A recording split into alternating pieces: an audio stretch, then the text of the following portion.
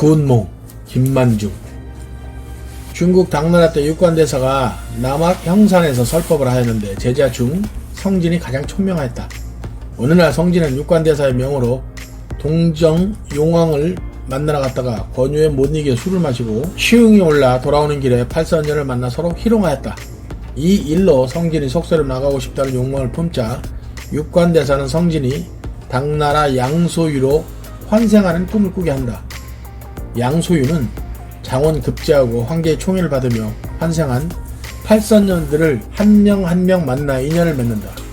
오랑캐인 토번이 쳐들어오자 전쟁터로 나아간 양소유는 백룡담 호수에 동물을 마신 군사들을 구할 방법을 찾다가 잠이 들어 꿈에서 용녀로 환생한 동정 용왕의 딸 백능파와 만난다. 백능파는 양소유의 배필이 되도록 운명이 정해져 있는데 남의 용왕의 태자가 강제로 혼인하려고 하였기 때문에 백룡담에 피신한 상황이었다.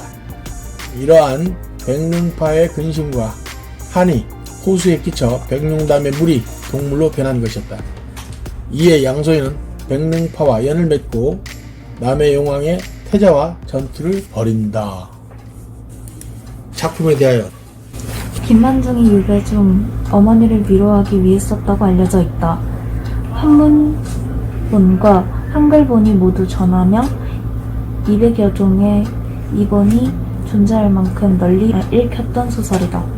옥루몽 등 후대 소설이 많은 영향을 끼쳤다. 그 다음에 작가에 대하여 김만중 1637년에서 1692년 조선시대의 문신으로 호는 서포이다. 구운몽, 사시남정기 등의 소설과 서포만필, 서포집 등의 문집을 남겼다. 김만중의 가장 유명한 소설 두 개가 있는데 구운몽과 사시남정기.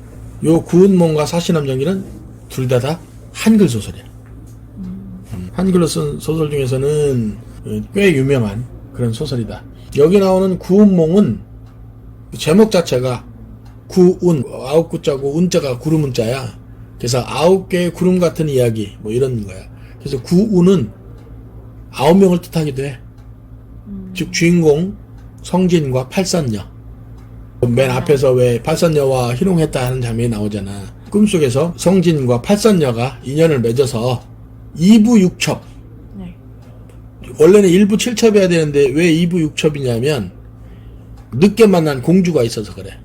공주를 첩으로 삼을 수는 없으니까 부인으로 올려놓은 거야. 그래서 2부 6첩. 이때 당시는 조선에는 축첩제도가 있었으니까 9명의 사람을 뜻하기도 한다.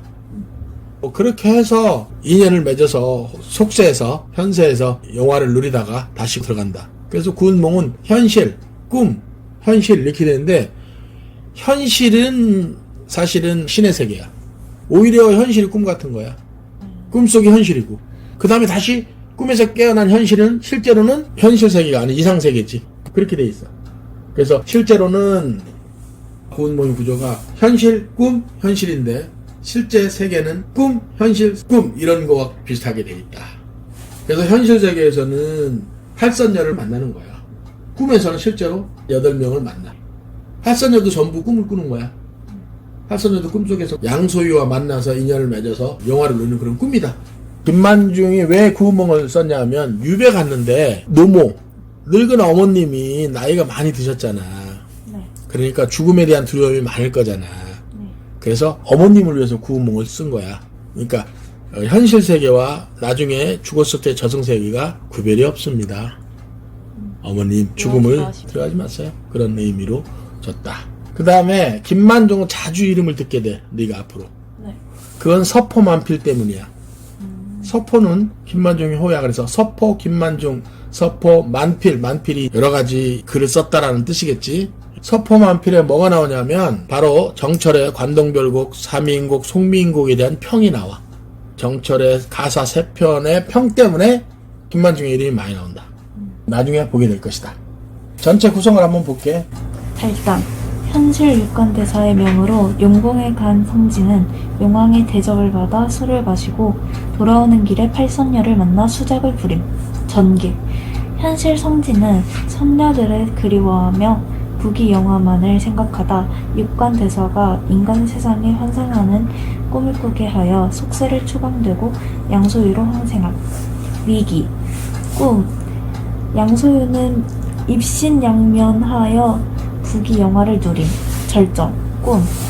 벼슬에서 물러나 한가하게 지내던 양소유는 문득 인생의 허무함을 느끼고 한 노승이 그의 꿈을 깨움. 결말, 현실. 꿈에서 깬 성진은 불교에 다시 귀의하고 팔선녀도 불제자가 되기를 청한다. 이후 모두 극락세계로 감. 위기 중에 입신양명이라는 단어, 네. 입신 출세하고 똑같은 말이야. 네. 입신양명, 몸을 세워 이름을 후세에 날린다, 이런 뜻이야. 그래서 입신양명이 출세하는 거야. 입신양명 꼭 기억해 둘 수 있도록 한다. 한자성어로 제재계관, 갈래, 국문소설, 몽자류소설, 양반소설, 영소설.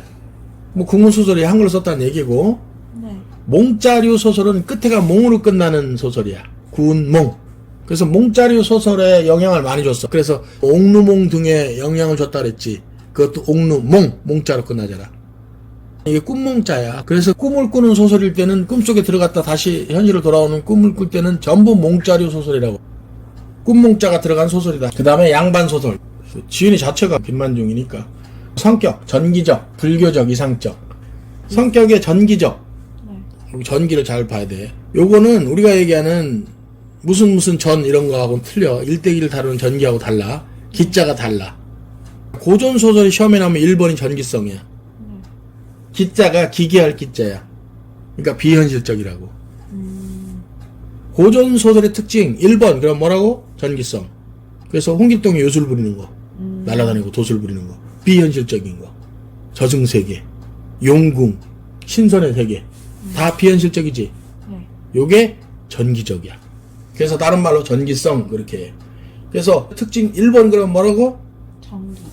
전기성. 전기성. 전기체와는 달라. 일대기를 다루는. 그때는 기자가 기록할 기자야. 그래서 일대기를 기록하는 것 이렇게. 전들은 많아. 그런 전기체는 허생존 그런 것도 다 전이었잖아. 네. 그 다음에 불교적, 이상적. 이상적이라는 건 이상세계, 비현실적이라는 얘기야. 네. 제재, 시간 당나라 때, 공간, 중국, 남학, 형산, 연화봉, 동정호, 그게 현실이고, 당나라 장안과 변방, 꿈. 그래서 오히려 현실은 이상세계고, 그치? 꿈이 현실세계다. 시점, 전지적 작가 시점. 주제, 인생무상의 깨달음, 허무의 극복.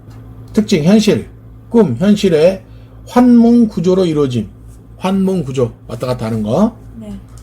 양소유의 일대기 형식을 취함. 이 일대기는, 일대기도 전기라는 단어야, 이거. 그런데 고전수설의 특징의 전기성에는 관계없는 전기야.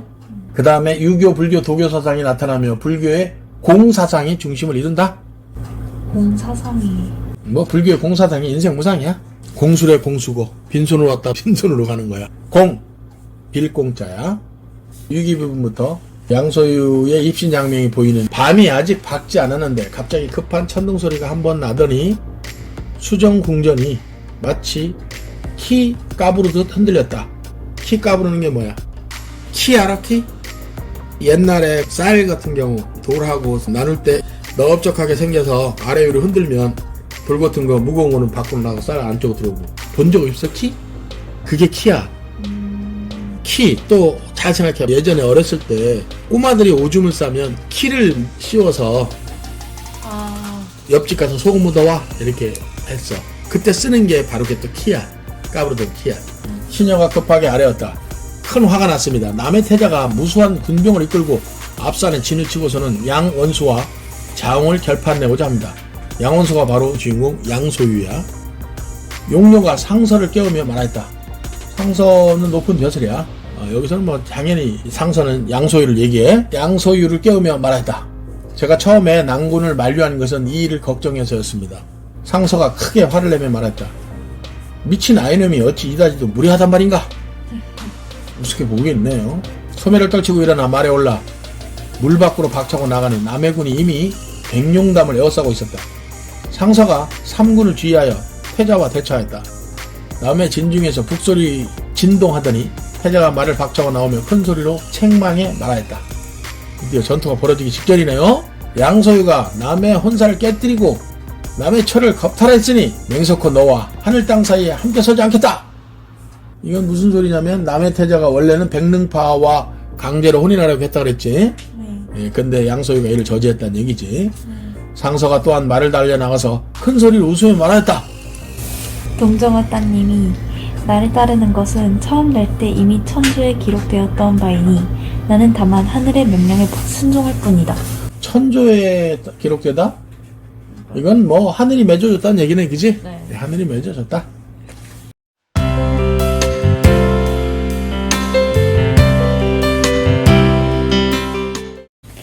태자가 매우 화가 나서 물의 족속들을 몰아 상서를 잡게 하니 잉어 제독 자라 참군이 뛰어나와 달려왔다. 상서가 한번 배국 채찍을 드니 대당 진중에서 모든 노활이 일제히 발사되어 깨어진 비늘이며 남겨진 껍데기가 온 땅에 마치 우박처럼 날렸다. 물고기하고 싸우네요. 태자는 몸에 몇 군데나 상처를 입어 변신술을 못하고 마침내 당병에게 사로잡혔다. 상서가 징을 쳐 전투를 그치게 하고 태자를 묶어서 진으로 돌아오자 문지키는 군졸이 아뢰었다. 백룡담의 낭자가 몸소 군대 앞에 오셔서 원수께 칭하하고 장수와 병사들에게 먹을 것을 보내 위로한다 합니다. 상서가 매우 기뻐하며 들어오라 하였다. 용녀는 상서가 전투에 이긴 것을 치하하고 천석의 술과 만마리 소로 3군의 사조를 배불리 먹이니 과연 사기가 더욱 용솟음쳤다. 양원수가 용녀와 함께 앉아 남의 태자를 끌어내니 그가 감히 올려다보지 못하였다. 승리했네요. 상서가 꾸짖어 말하였다. 내 천자의 명을 붙들어 사왕의 오랑캐를 장과하니 모든 정령들이 다 말을 듣지 않음이 없었다. 그런데 미친 어린아이가 하늘의 명령을 몰라보고 하늘의 군대에 항거했으니 이것은 스스로 죽을 대로 나간 것이다. 내 허리 아래의 보검은 예전 위징 승사의 경하의 용을 죽인 물건이다. 마따이 너의 머리를 베어 성군에 호령해야 할 것이나 너의 아비가 남해에 진정시킨 큰 공덕이 있을 것을 생각하여 특별히 용서한다. 이후로는 천명에 순종하고 망년된 마음을 내지 마라. 차고 있는 보검이 엄청난 보검이네. 위징승상이라는 그런 사람이 용을 죽인 물건이었더라고. 그 다음에 너를 용서하는 것은 니네 아버지 때문이야 이런 거지. 그래서 군중에서 금착약을 내어다가, 금착약은 뭐 지금으로 얘기하면 뭐 빨간 약이나 마찬가지지. 뭐 이렇게 상처를 발라주는 칼, 창, 화살 따위로 생긴 상처에 바르는 약, 금착약.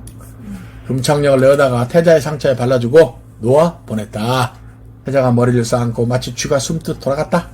갑자기 보니 동남쪽에 상서로운 기운과 붉은 안개가 자욱히 끼면서 정기와 절월이 공중에서 내려왔다. 정기와 절월은 군대의 진영에서 방해를 나타내는 5가지의 큰 군기의 관찰사, 대장 등이 지방에 부임할 때 임금이 내어주던 무기다. 사작 아래였다. 동정영왕이 양원수께서 남의 태자를 물리치고 귀주를 구하셨다는 말을 듣고 친히 군전에 와서 군리를 축하하나 지키는 땅이 있기에 경계를 넘을 수가 없어서 옹벽전에 잔치를 벌여놓고 삼가 원수를 청한다 합니다. 잠시 욕대에 임하시고 아울러 귀주를 받들고 궁으로 돌아오셨으면 합니다. 상서가 말하였다. 지금은 상군을 이끌고 적군과 서로 대치하고 있고 동정호는 여기에서 말리밖에 떨어져 있어 비록 가고 싶으나 어찌 갈 수 있겠는가. 사자가 말하였다. 이미 용 8마리를 맨 수레를 준비하였으니 윤궁이 한나절이면 가셨다가 돌아올 수 있을 것입니다. 중략 부분 줄거리는 양소유는 동정여왕의 환대를 받네요. 원래 현실에서도 동정여왕의 환대를 받다가 술 한잔 먹는 바람에 국관대사한테 혼나게 되는 거지. 그러니까 술을 한잔 먹고 돌을 닦는 산으로 오고 있는 중에 팔선녀를 만난 거야. 팔선녀가 이 다리 위에 딱 진을 치고 성진에 지나가는 길을 막고 있었던 거야. 그래서 거기서 이제 팔선녀와 함께 서로 말을 주고받지. 길 좀 비켜줄래? 아니 뭐 그냥 비켜주는 게 어딨어요? 그래? 그래서 보석을 하나씩 주고. 그때 이미 용궁에서 술 한잔 먹고 약간 술기도 있으니까 뭔가 만용을 부렸겠지. 그러고 나서 돌아온 거야. 육관대사한테 돌아왔는데 돌아와가지고 공부를 하려고 앉아서 공부를 해야 되잖아. 근데 한 장 넘길 때마다 선녀 얼굴만 보이는 거야. 계속. 그래서 육관대사가 성진을 불러서 육관대사한테 가는 것부터가 꿈이라고 보면 돼. 그래서 육관대사 앞에 가서 야, 넌 3가지 잘못을 저질렀어. 도 닦는 자가 술 먹으면 안 된다는 건 너 어겼지. 그 다음에 선녀들과 수작을 부렸으니 그것도 어겼지. 남녀가 유별한데. 그 다음에 돌아와서는 공부에 전념하지 못하고 계속 그 선녀들만 생각하고 있으니 너 지상으로 떨어져. 그러고 속세로 떨어뜨리는 거야. 속세에 떨어져서 양소유로 태어나는 거야. 그때도 동정용왕이 야 이거 곡주야 한잔해. 그래서 마신 거야. 여기도 꿈속에서 이런 게 나오네. 술이 9차례 돈 후에 상서가 왕에게 하직하며 말하였다. 군중에 일이 많아 한가히 머물지 못하겠으니까 낭자를 돌아보고 뒷날의 기약을 간절히 부탁하자 용왕이 상서를 궁전 문 밖까지 전송하였다. 상서가 문득 보니 산 하나가 매우 뛰어난데 5 봉우리가 구름 속에 숨어있기에 왕에게 물었다.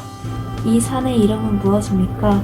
제가 천하를 두루 다녔으나 오직 화산과 이 산만 보지 못하였습니다. 용왕이 말하였다. 원수는 이 산을 모를 것입니다. 이 산이 바로 남악형산입니다. 이 남악형산이 바로 그 육관대사가 있는 곳이야. 거기서 육관대사의 제자로 있었거든.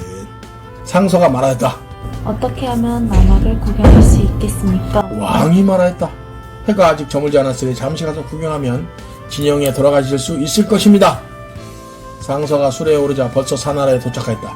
상서가 지팡이를 붙잡고 돌길을 더듬어 올라가니 1000가지 바위가 뛰어남을 다투고 10,000개의 골짜기가 깊음을 견주는 듯 하였지만 모두 살펴볼 만한 겨를이 없었다. 상서가 한탄하여 말하였다. 어느 날에 공을 이루고 은퇴하여 속세를 떠나 한가롭게 살 수 있을까? 문득 바람결에 경새 소리가 내려와 멀지 않은 곳에 절이 있음을 알렸다. 찾아 올라갔더니 절 하나가 있는데 건물이 아주 장려하였다. 한 늙은 중이 강당에 앉아 막 설법하는 중이었는데 눈썹이 훌륭하고 눈이 맑으며 모습이 맑고도 빼어나니 속세의 사람이 아니었다. 여러 중들을 이끌고 강당에서 내려와 상서를 맞이하면서 말하였다. 사내의 사람이라 귀와 눈이 없어 대원수께서 오시는 것도 알지 못하고 멀리 마중을 못했으니 죄를 용서하시길 빕니다. 원수께서 이번은 돌아오실 때가 아니니 이왕 오셨으니 청컨대 전에 올라 부처님께 참배하시지요. 상서가 향을 사려고 참배한 후 전에서 내려오는데 발을 헛디뎌 굴러 넘어져 깜짝 놀라 깨니 몸은 진영 가운데 있고 의자에 기대어 앉았는데 날은 이미 밝아 있었다. 이 승이 바로 자기 스승인 육관대사예요. 육관대사가 그러니까 야 너 아직 올 때 안 됐어? 좀 더 있다 와? 너 실컷 놀다 와? 너 아직 깨달음을 못 얻었어? 이런 거야. 상서가 장수와 병사들을 모아놓고 물었다. 너희들 밤에 무슨 꿈을 꾼 것이 있느냐? 여러 사람들이 말했다. 꿈에 원수를 모시고 귀신 병사들과 싸워 그 장수를 선체로 잡았으니 이것은 분명 오랑캐를 멸망시키기 좋은 징조입니다. 상서가 매우 기뻐하면서 꿈의 이야기를 해주고 장수와 병사들은 이끌고 백룡담의 위에 가서 살펴보니 고기 비늘이 온 들판에 깔려있고 피가 흘러 뇌를 이루고 있었다. 상서가 잔을 가지고 먼저 백록담에 물을 떠서 마시고 병든 군사들을 마시게 하니 곧바로 병이 나았다. 이에 군사들이며 말들을 한번 배불리 먹여주니 즐거워하는 소리가 마치 천둥소리 같았다. 적병이 이 소리를 듣고 매우 두려워 모두 항복할 마음이 들었다. 상서가 전쟁에 나간 후에 승전했다는 보고가 계속되었다. 잠깐 육관대사를 만난 것도 양소유의 꿈속에서 또 일어난 일이었다 이렇게 얘기하네. 꿈속의 꿈이네. 중략된 부분 줄거리. 승전하여 돌아간 양소유는 이처육첩, 그러니까 이부육첩이라고 보통 얘기해. 이처육첩과 함께 부귀영화를 누리고 나이가 들자 벼슬을 떠나 황제가 하사한 궁궐에서 한가로이 지낸다. 자신의 60세 생일을 축하하기 위해 열흘간 이어지는 잔치가 끝난 지 어느 날 세속의 부귀 공명에 허망함을 느낀 양소유는 불도에 귀의할 뜻을 품고 노승이 호려 나타나 꿈을 깨운다. 구름 기운이 모두 거쳤는데 호승과 두 부인 육랑자는 모두 종족도 없었다. 꿈에서 깼네? 매우 놀라고 당황해서 눈동자를 바라고 자세히 살펴보니 층층 누각이며 겹친 돈대 틈성긴 발이며 빽빽한 발들을 도대체 볼 수가 없었고 제 몸을 돌아보니 홀로 작은 암자 가운데 부들방석 위에 있는데 항로에는 불도 싣고 해는 서산에 걸려 있었다. 자기 머리를 만져보니 머리칼은 새로 깎아서 남은 뿌리가 삐죽삐죽하고 108염주가 이미 목 앞에 늘어져 영락없는 소화상, 어린 화상, 옛날에 화상은 중의 높임말이었어. 원래는 화상이라는 단어가 중의 높임말이었어. 지금은 별로 안 좋은 말을 쓰는 거 알지? 야이 화상아 그러면 굉장히 낮게 보는 말이야. 근데 옛날엔 높은 말이야. 영락없는 젊은 화상 모습이요. 다시는 대승상에 위에 있는 모습이 아니었다. 그러니까 양소유가 아니었다는 얘기지. 이제는 성진으로 돌아온 거야. 네. 정신이 아득하고 가슴이 뛰었다. 한참 만에 갑자기 깨달았는데 자기는 연화 도량의 성진 소화상이었다. 거기 연화 도량에 동그라미 붙여봐. 한자는 도장이야. 태권도장 할 때 장자 이겼어. 근데 절에 가서는 어떻게 한다고? 절에 가서는 도장이라고 써있거든. 도량이라고 읽는 거야. 스님들이 공부하는 곳에 도량 이렇게 써있거든. 한자는 도장 써있는데 읽을 때는 도량, 연화 도량. 지난번에 대리사처럼 대리사, 네. 완청일 때는 대리시.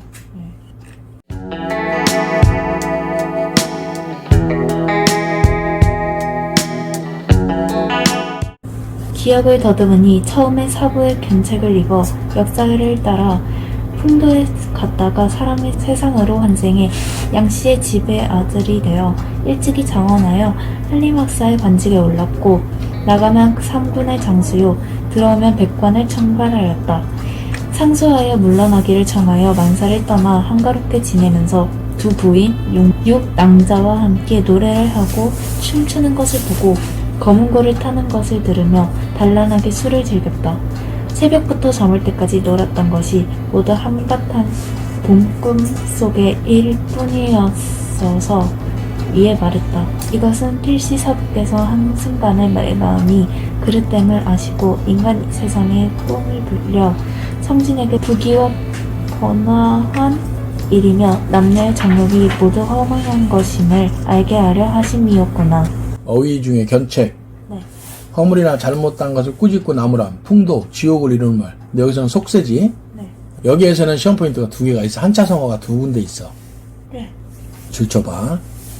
셋째 줄에 나가면 삼군의 장수요 들어오면 백관을 총괄하 했다. 그 옆에다가 한자 성어 출장 입상. 출장 입상. 이건 어려운 시험 포인트야. 출장 입상이 뭐냐면 아까 입신양명하고 똑같은 거야. 입신양명을 하면은 출장 밖으로 나가면 장수가 되고 입상 들어오면 승상이 되는 거야. 똑같은 말이야. 그래서 이걸 그대로 나가면 삼군의 장수요 들어오면 백관을 총괄했다. 승상이 되었다는 얘기야. 출장 입상. 그 다음에 새벽부터 저물 때까지 놀던 것이 모두 한바탕 봄꿈 속의 일일 뿐. 일장춘몽. 한바탕 꿈이라고. 두 개 꼭 기억해요. 만약에 교과 담임이 여기를 나가면 두 개는 무조건 시험이야. 네. 급히 돌샘으로 가서 얼굴을 깨끗이 씻고 납의를 단정히 입고 방장에 나가니 여러 사리들이 모두 모여 있었다. 납의, 승려복, 방장, 화상, 고승이 거처하는 곳이야. 사리, 승려 중에 높은 승려를, 제자들을 가르치는 승려를 사리라고 한다. 대사가 큰 소리로 물었다. 자기 스승이지. 성진아, 인간 세상의 재미가 과연 어떻더냐? 성진이 머리를 조아리고 눈물을 흘리면서 말했다. 성진은 이미 크게 깨달았습니다. 제자가 무리하여 마음을 바르지 못하게 잡았으니 스스로 지은 죄라 누구를 원망하며 누구를 탓하겠습니까? 응당 흠많은 세상을 탓하면서 영원히 윤회의 재앙을 받았을 텐데 사부께서 하룻밤에 꿈을 불러일으켜 성진의 마음을 깨닫게 하셨으니 사부의 큰 은덕은 비록 천만겁의 시간을 지나더라도 갚을 길이 없습니다. 대사가 말했다. 네가 흥을 타고 갔다가 흥이 다하여 돌아왔으니 내가 무슨 관여한 일이 있겠느냐? 다 네 스스로 깨우친 일이다. 또한 네가 제자가 인간 세상에 윤회하는 일을 꿈으로 꾸었다고 하는데 이것은 네가 꿈과 인간 세상을 나누어서 둘러보는 것이다. 너의 꿈은 오히려 아직 깨지 않았다. 즉 현실과 꿈은 하나다. 장주가 꿈에 나비가 되었다가 나비가 또 변하여 장주가 되었다고 하니 나비가 꿈에 장주가 된 것인지 장주가 꿈에 나비가 된 것인가 하는 것은 끝내 구별할 수 없었다. 누가 어떤 일이 꿈이고 어떤 일이 진짜인 줄 알겠느냐. 지금 네가 성진을 네 몸으로 생각하고 꿈을 네 몸이 꾼 꿈으로 생각하니 너도 또한 몸과 꿈을 하나로 생각지 않는구나. 성진과 소유가 누가 꿈이며 누가 꿈이 아니냐. 아직 100% 다 깨닫지 못했구나. 그런 소리야. 여기 한자성어 또 하나 시험 문제 있어. 뭐? 장주가 꿈에 나비가 되었다가 나비가 또 변하여 장주가 되었다고 하니 거기 한자성어 뭐? 장주지몽, 호접지몽. 장자의 호접지몽 고사를 인용하여 인위적인 구별은 결국 인간의 생각일 뿐이라는 깨달음을 전달함. 꿈속에서 일어난 일도 성진의 욕망으로 인해 벌어진 일이었던 것처럼 꿈과 현실을 구별하는 것도 무의미하다는 의미다. 시험 문제. 호접지몽. 호접이 호랑나비야, 나비야. 호접지몽 또는 장주지몽. 장주가 누구냐면 장자야. 공자, 장자 할 때. 유교의 대빵, 공자. 도교의 대빵, 장자. 장자는 자연으로 돌아가라. 장자라는 책에 나와. 제자가 목매하여 꿈의 것이 진짜가 아니니 진짜의 것이 꿈이 아닌지 구별하지 못하겠습니다. 바라건대 사부님께서 설법해 주셔서 제자가 깨닫게 해주십시오. 목매, 어리석다란 뜻이야. 제자가 목매하여 어리석어서. 대사가 말했다.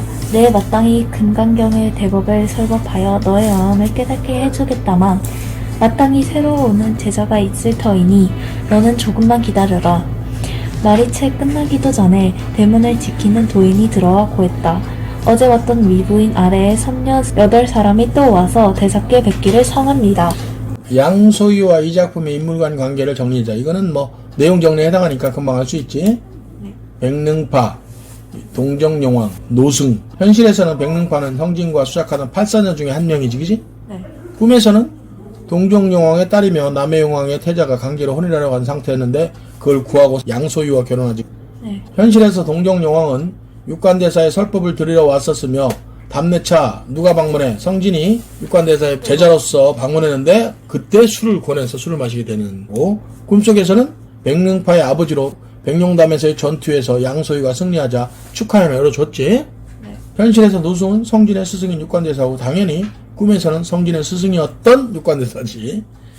그 다음에 영웅신화의 요소. 이것도 늘 시험에 나오는 거야. 영웅신화의 요소는 신이한 출생. 신비하고 기이한. 이걸 합친 게 신이야.